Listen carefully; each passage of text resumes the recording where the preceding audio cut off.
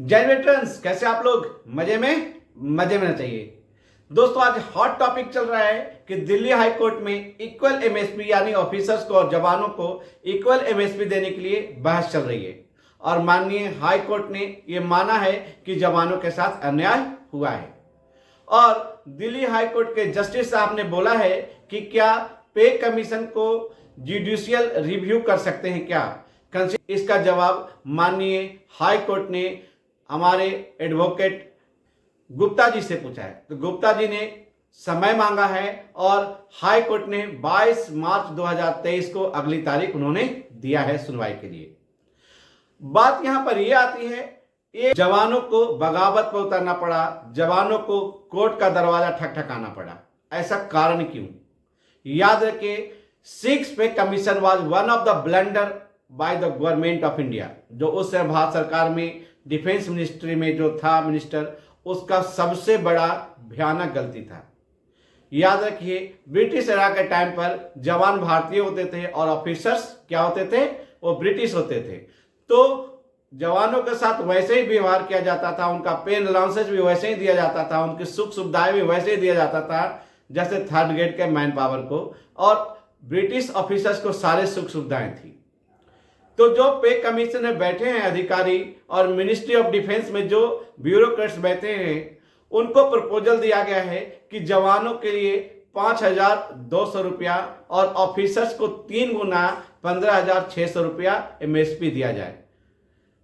और सबसे बड़ा मजाक की बात यह है कि जो मिलिट्री नर्सिंग सेवा में जो नर्सें हैं, जो नॉन कम्बैट में आती है, उनको भी डबल, जवानों से डबल एमएसपी यानी 10,000 रुपया दिया जाए।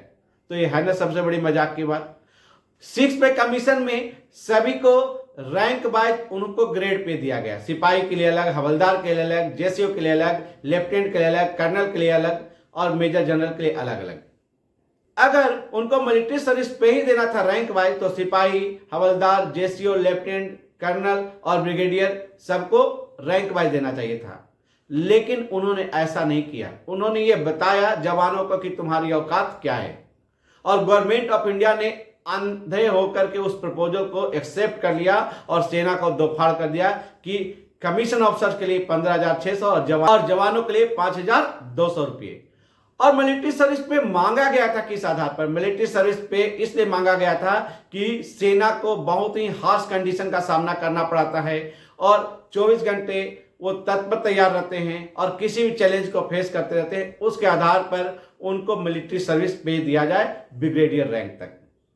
यानी जो मेजर जनरल हैं, लेफ्टिनेंट जनरल हैं और जो जनरल हैं, वो प्लानर हैं और वो आर्मी हेडक्वार्टर बैठते हैं, तो उनको चैलेंजेस फेस नहीं करना पड़ता है, इसलिए उनको मिलिट्री सर्विस पे नहीं दिया जाए।